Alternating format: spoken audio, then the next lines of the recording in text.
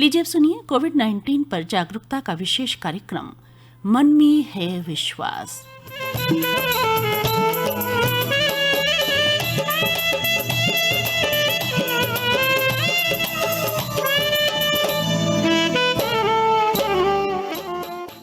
कार्यक्रम के सभी श्रोताओं को आभा गुप्ता का नमस्कार।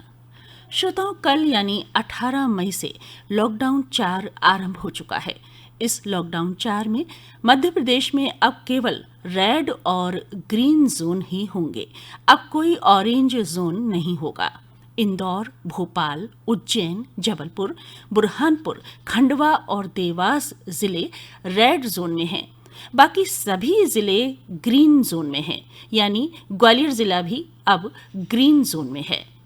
मध्य प्रदेश के माननीय मुख्यमंत्री श्री शिवराज सिंह चौहान ने बताया कि रेड जोन के कंटेनमेंट एरिया में किसी भी तरह की गतिविधियां शुरू नहीं होंगी। ग्रीन जोन में सभी तरह की गतिविधियां सोशल डिस्टेंसिंग के साथ शुरू हो सकेंगी। शाम 7 बजे से सुबह 7 बजे तक कहीं भी आना जाना प्रतिबंधित रहेगा। इस दौरान केवल अत्यावश्यक गतिविधियां ही मान्य होंगी। सभी कंटेनमेंट क्षेत्रों में विशेष प्रतिबंध जारी रहेंगे। इस जोन के भीतर और बाहर लोगों का आना जाना प्रतिबंधित रहेगा। केवल मेडिकल इमरजेंसी, आवश्यक वस्तुओं और सेवाओं की आपूर्ति की जा सकेगी। कंटेनमेंट एरिया में उद्योग संचालित नहीं हो सकेंगे, लेकिन बाहर सभी स्थानों पर उद्योग संचालित किए जा सकेंगे। सभी जोन्स में स्कूल, कॉलेज, कोचिंग, प्रशिक्षण संस्थान, होटल, रेस्टोरेंट, हॉस्पिटलिटी सेवाएं, cinema hall, shopping mall, gym, swimming pool, मनोरंजन पार्क, थिएटर्स, बार, ऑडिटोरियम सभी बंद रहेंगे। सभी प्रकार के सामाजिक, राजनीतिक, खेलकूद, मनोरंजन, अकादमिक, सांस्कृतिक और धार्मिक आयोजन नहीं हो सकेंगे। श्रोताओं, माना कि लॉकडाउन 4 में कुछ ढील दी गई है और हमारा ग्वालियर ग्रीन जोन में भी है, लेकिन फिर भी कोरोना वायरस से मुक्त नहीं हुआ है। हमें सावधानी रखनी ही होगी। जरूरत ना हो तो घर से बाहर ना जाएं। जरूरी सामान खरीदना हो तो ही बाहर निकलें। बेहतर हो कि होम डिलीवरी का ऑप्शन चुनें। श्रोताओं, ये सुनहरा मौका है जब हम अपने बच्चों के साथ एक क्वालिटी टाइम बिता सकते हैं। स्कूल, कॉलेज, कोचिंग, जिम सभी बंद हैं। सभी उम्र के बच्चे घर में ही हैं। बड़े बच्चों को अपनी युवावस्था के किस्से सुनाएं। छोटे बच्चों के साथ बच्चे बनकर खेलें, क्योंकि बचपन कभी लौट कर नहीं आता है, लेकिन बचपन के वो दिन याद तो किए जा सकते हैं। शोहरत भी ले लो, भले छीन लो मुझसे मेरी जवानी, मगर मुझको लौटा दो बचपन का सावन। वो कागज की कश्ती, वो बारिश का पानी, वो कागज की कश्ती, वो बारिश का पानी।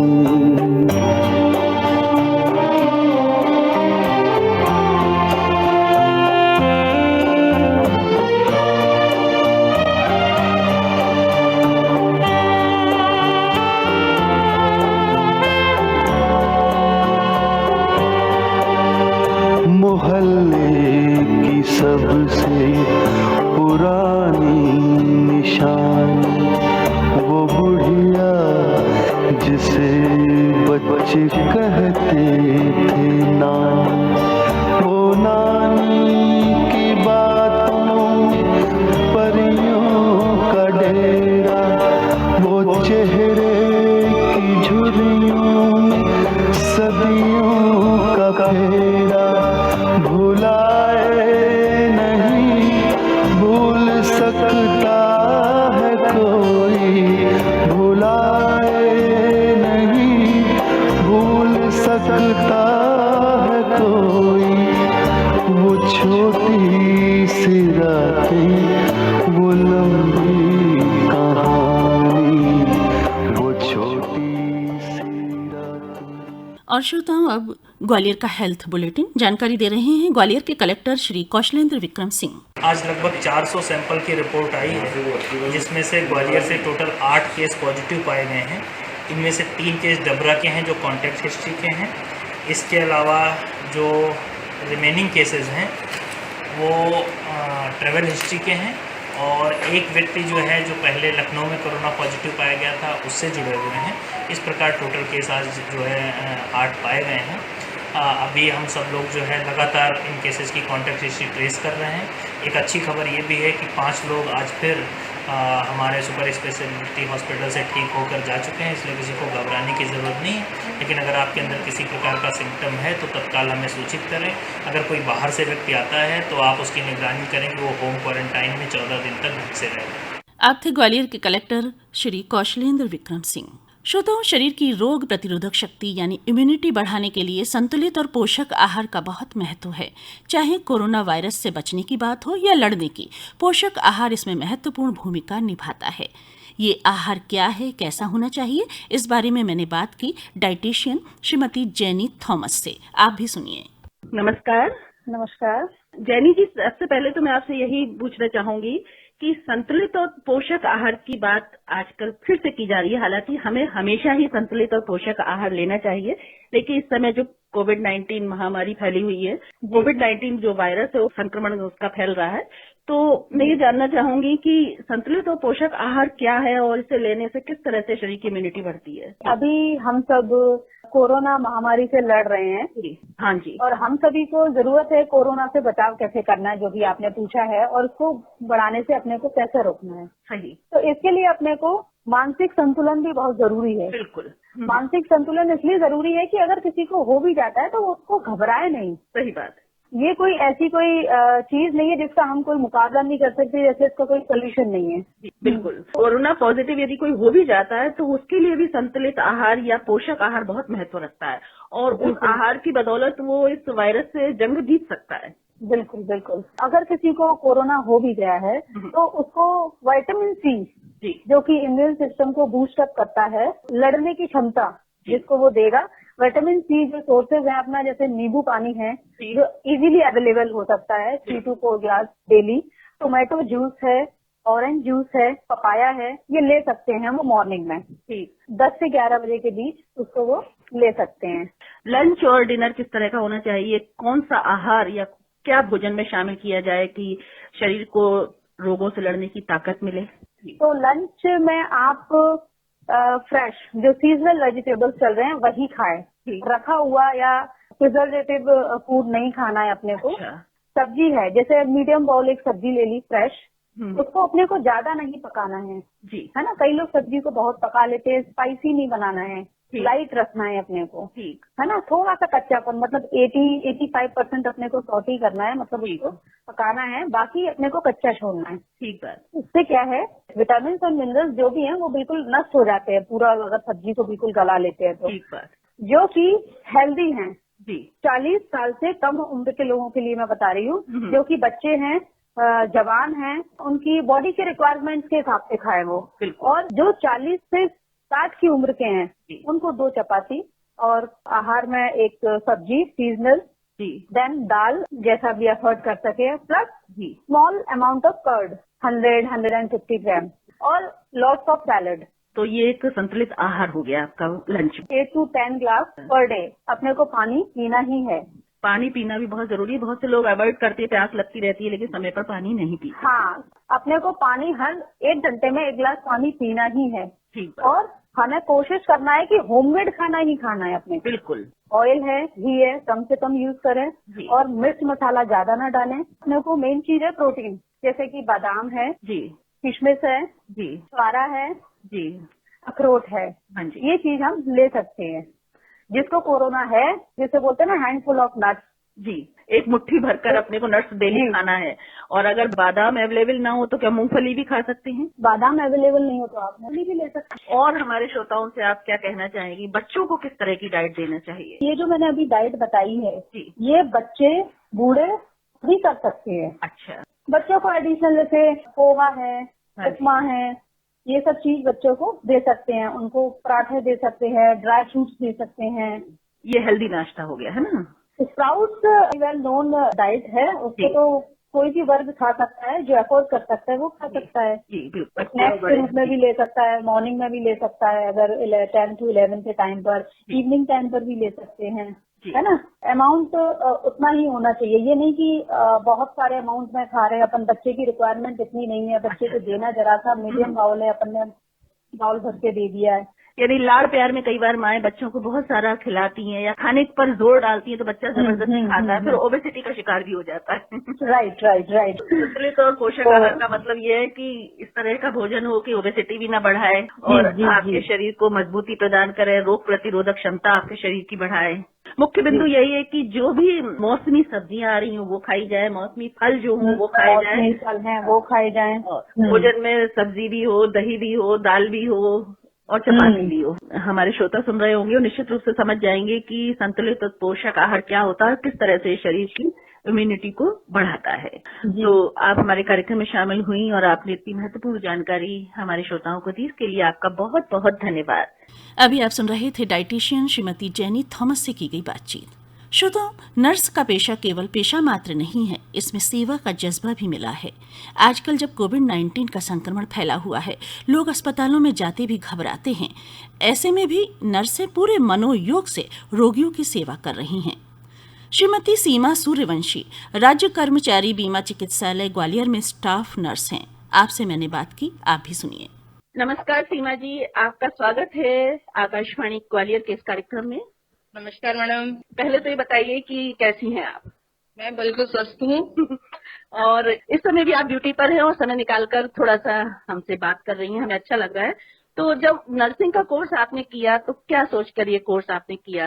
ये केवल प्रोफेशन तो है नहीं नर्सिंग, इसमें तो सेवा का जज्बा अगर मन में होगा तभी ये कोई कोर्स करता है ना। मन में यही था कि मैं सेवा करूं मरीजों की, इधर उधर की बातों से नहीं, मैं अपनी सेवा में व्यस्त रहूं। बिल्कुल, कहा जाता है कि सेवा करोगे तो मेवा मिलेगी। लेकिन डॉक्टर्स हैं, नर्सेज हैं, कंपाउंडर्स हैं और भी पैरामेडिकल स्टाफ है, और आजकल कोविड-19 का जो चल रहा है कहर, उसमें जो है मन से एकदम लगन के साथ रोगियों की सेवा में लगे हैं, चाहे वो कोरोना के रोगी हों या और कोई रोगी हों। तो उनमें से एक आप हैं, तो आपका घर परिवार भी होगा, उसके साथ भी आप एडजस्ट करती होंगी। जी मैडम, मेरे मिस्टर हैं जी और 2 बच्चे हैं साथ में। अभी तो वो लोग भी कहीं गए नहीं है, घर में ही है। जी बिल्कुल, लॉकडाउन चल रहा है तो कहीं जा ही नहीं सकती हैं, लेकिन जब बच्चे छोटे होंगे तब भी आप ये नर्स की जो ड्यूटीज करती होंगी। तब मुझे बहुत परेशानी हुई थी, मेरी सास भी खत्म हो गई थी सास में जी। तो छोटी बेटी को पालने में बहुत दिक्कत आ रही थी, तो मेरे मिस्टर MR थे जी, तो उन्होंने मेरे संग सहयोग बहुत किया उन्होंने। अच्छा। पूरे टाइम पे आप ड्यूटी जाइए, आप हाँ। देखो। मतलब उन्होंने घर संभाला और आपने ड्यूटी संभाली। उनका बहुत सहयोग रहा मेरे लिए। जी बिल्कुल, और जीवन साथी का सहयोग होता है तभी एक कोई साथी आगे बढ़ सकता है, चाहे वो पति हो चाहे पत्नी हो। मरीज परेशान होते थे तो वो मुझे कहते थे आप जल्दी निकलो, टाइम से जाओ। और जब आप घर पर भी रहती होंगी, कभी किसी को जरूरत पड़ती होगी नर्सिंग की या कुछ, तो तुरंत उपलब्ध हो जाती हैं आप? पड़ोस में भी मैं ध्यान रखती हूँ, मुझे कोई बुला लेता है तो मैं चली जाती हूँ देखने। किसी को इंजेक्शन लगना है या किसी का ब्लड प्रेशर नापना है, ड्रेसिंग वगैरह करना है तो चली जाती हूँ मैं। जी बहुत बढ़िया।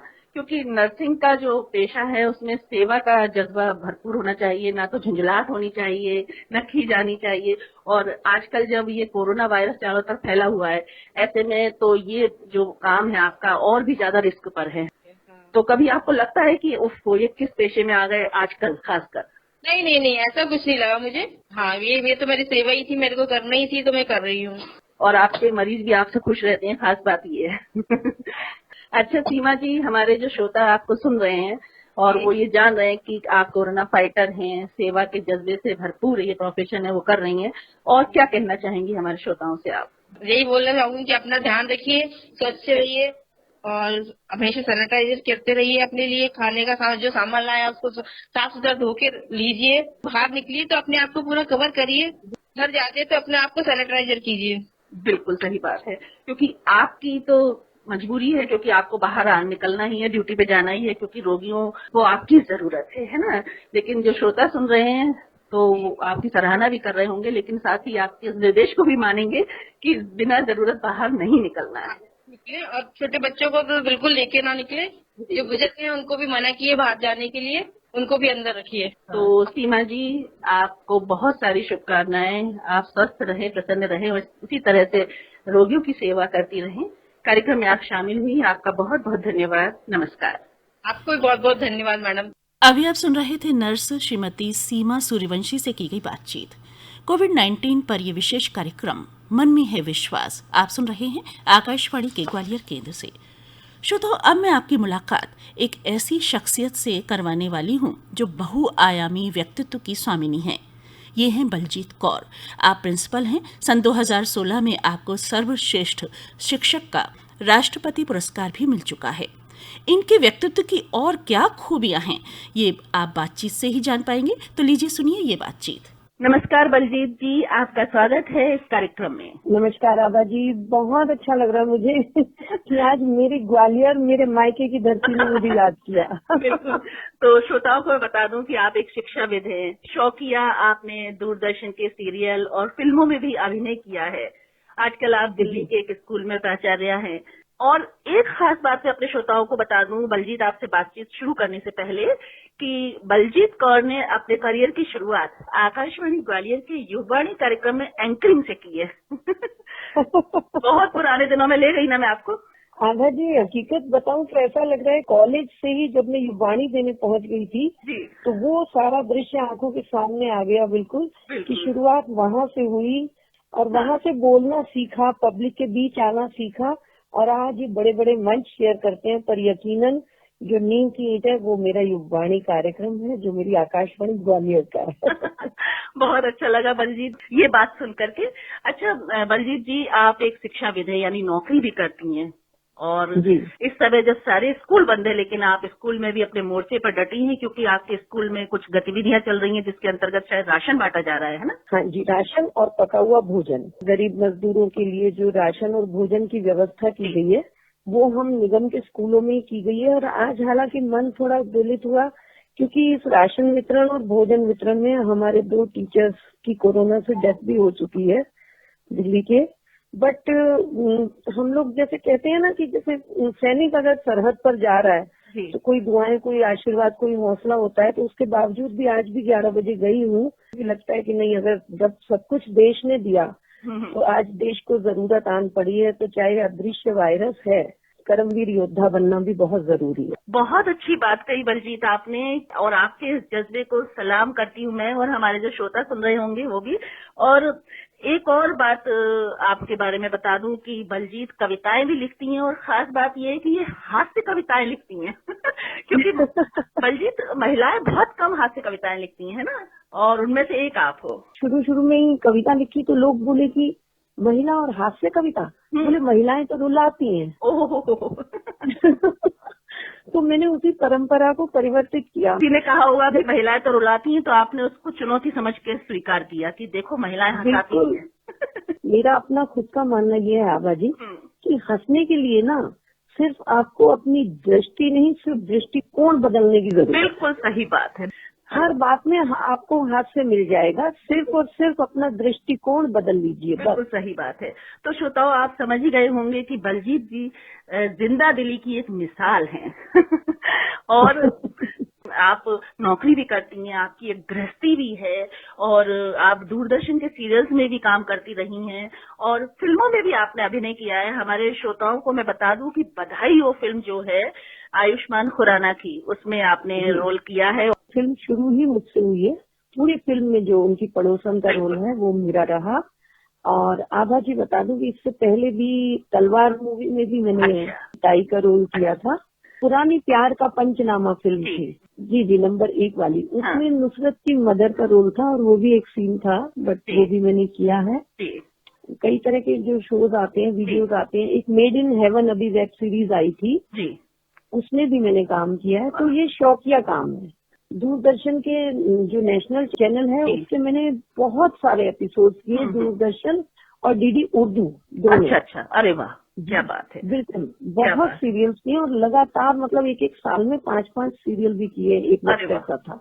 तो बलजीत एक बात बताइए कि दिन में 24 घंटे होते हैं, आपके दिन में 24 से डबल घंटे होते हैं क्या, 48 होते हैं क्या? मैंने अभी क्या कहा आपको कि सिर्फ दृष्टिकोण बदलना है, आप सब कुछ बदल लेंगे। कि अगर महिला चाहे ना तो वो पहाड़ पर भी चढ़ सकती है, यानी कि जहाँ चाहा वहाँ रहा। और ये राह खुद बनानी पड़ती है और आपने आगे बढ़कर ये राह बनाई।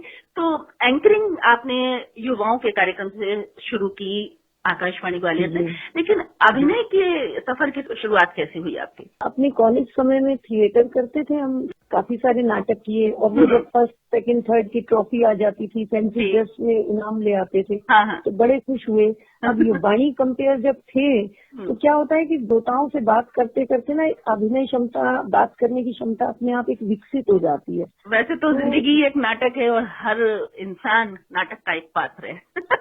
आभा जी बिल्कुल सच आपने कहा, क्योंकि आप सिर्फ महिलाओं पर ही देखिए, एक महिला पत्नी है तो वो पत्नी की भूमिका अदा कर रही है, किरदार निभा रही है। अगर वो ऑफिस में है तो वहाँ जो व्यक्ति जिस भी सीट पर, ओहदे पर बैठा है, वो उस किरदार को निभा रहा है। बिल्कुल सही। तो अभिनय भी यही है कि आपने जिस किरदार को करना है बस खुद को उसमें समाहित कर लीजिए। सही बात है। यही अभिनय। जब मैं बच्चों के छोटे छोटे नाटक लिखती थी तो बच्चों के नाटक लिखने के बाद CIET और NCERT की बुक्स हम लोग लिख रहे थे। यहाँ जब शिक्षण के साथ साथ कुछ ऐसी माँ सरस्वती की कृपा रही कि लेखन के क्षेत्र में NCERT की बुक राइटिंग जो होती है वहाँ पहुंची मैं, और वहाँ CIET बच्चों के नाटक लिखे जा रहे थे। अच्छा। तो उनने मेरा लिखा नाटक बहुत पसंद किया और जब उनसे मुझे प्रेजेंट करने के लिए कहा गया तो हम तो वही युगवाणी से सीखे हुए थे, तो खूबसूरत अंदाज में पेश कर दिया आभा जी। वहाँ पर उन्होंने मुझे एक स्लिप दी कि पता लगा मुझे कि मुझे किसी के पास जाना है और वो एक सीरियल बना रहे हैं। अच्छा अच्छा। तो मैं डर गई, मैंने कहा नहीं डीडी का सीरियल, मुझे मीडिया से डर लगता है। तो बोले कि नहीं, बहुत अच्छे लोग भी हैं, बिल्कुल मत डरिए। तो पहला सीरियल 2003 में इस तरह मेरी झोली में आया। अरे वाह, और बस वहीं से शुरुआत हो गई है ना। बस वो शौक, वो चस्का लग गया, और वो कहते हैं ना कि वो कीड़ा जब लग जाता है, लेकिन उस कीड़े को मैंने अपनी जो पारिवारिक जिंदगी है और मेरे जो प्रधानाचार्य के पद पर, मैंने उस पर हावी नहीं होने दी, अपने काम को सर्वोपरि रखती हूँ। बिल्कुल बिल्कुल। आपने घर में एक माँ की, पत्नी की भूमिका निभाई, स्कूल में एक शिक्षाविद और प्राचार्य की भूमिका निभाई, और सीरियल्स और फिल्मों में तो अभिनय आपने किया ही। अच्छा, हास्य कविताओं की बात चल रही है तो कोई हास्य कविता जो आपको याद आ रही हो तो हमारे श्रोताओं को सुना दीजिए, क्योंकि इस समय माहौल थोड़ा सा टेंस है और हास्य की बहुत जरूरत है, यानी कि ओठों पर मुस्कुराहट लाने की जरूरत है, तो आपकी कविता वो काम करेगी।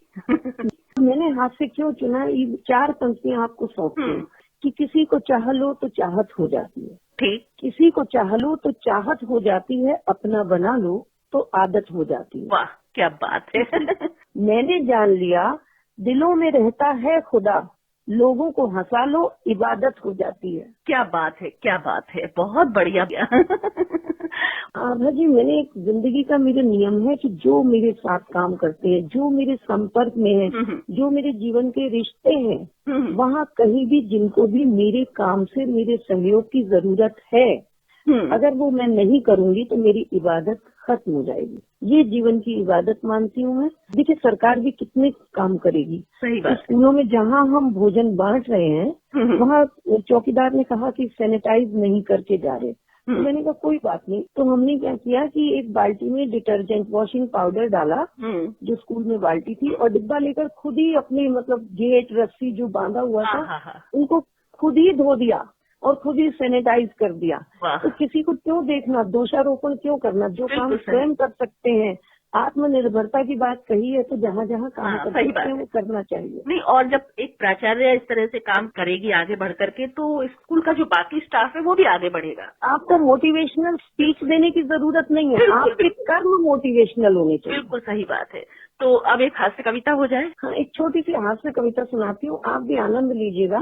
आभा जी, हास्य की बात के लिए मुझे कहीं और जाना ही नहीं पड़ता, मेरा हास्य तो घर से ही शुरू हो जाता है। अब देखिए, होली पर सब लोग होली खेलते हैं, लेकिन हमारे तो घर में 2 पंक्तियों में हमारी होली की कविता सुन लीजिए कि मेरे चेहरे पर लाल नीला पीला रंग पुता देखकर मेरे पति की खुशी बहुत बढ़ जाती है। मेरे चेहरे पर लाल नीला पीला रंग पुता देखकर मेरे पति की खुशी बहुत बढ़ जाती है। बड़े ही खुश होकर कहते हैं, एक ही दिन है जब निकम्मी चुड़ैल असली रूप में नजर आती है। यही हाथ देखिए, खुद पर हंसा जाए। तो हम दोनों पति पत्नी इसी तरह लड़ते झगड़ते जिंदगी गुजार लिया करते हैं, और हम दोनों पति पत्नी एक दूसरे से नहीं, उस ऊपर वाले से डरते हैं। वो जैसे चाहे डुगडुगी बजाता है, वो जैसे चाहे सबको नचाता है, सिर्फ उसी के हंसाने से हंसती है ये दुनिया, वरना दुनिया में कोई नहीं जो दूसरों को हंसाता है। क्या बात है, क्या बात है, बहुत बढ़िया। बलजीत जी, आप जिंदा दिली की मिसाल हैं। आपकी बातों से हमारे श्रोता समझ गए होंगे और उनके अंदर एक नई एनर्जी पैदा हुई होगी। जो माहौल आजकल टेंस है उससे थोड़ी सी मुक्ति तो मिली ही होगी। कोरोना वायरस पर भी आपने कुछ लिखा है क्या? तो बिल्कुल ताजा, ऐसे जैसे इनमें भाप निकल रही हो। बहुत बढ़िया। ये जो विपदा हम पर पड़ी आन है, इससे उभरेगा जरूर मेरा हिंदुस्तान है। बिल्कुल। ये जो विपदा हम पर पड़ी आन है, इससे उभरेगा मेरा हिंदुस्तान है। और देखिए, मैंने कविता के माध्यम से क्या कहने की कोशिश की है, समझिएगा कि जाने कहाँ से एक वायरस दुनिया में आ गया, देखते ही देखते पूरे जहान में छा गया। बिल्कुल। जाने कहाँ से एक वायरस दुनिया में आ गया, देखते ही देखते पूरे जहान में छा गया। चाहे वो जहाज या हो साइकिलें, बड़ी बड़ी फैक्ट्रियां या बड़ी बड़ी मिलें, ये सब आज लॉकडाउन में पड़े बंद हैं। कब खुलेंगे, सभी के दिलों में आज यही द्वंद है। पर इस दुनिया ने जीवन का असली पथ दिखा दिया।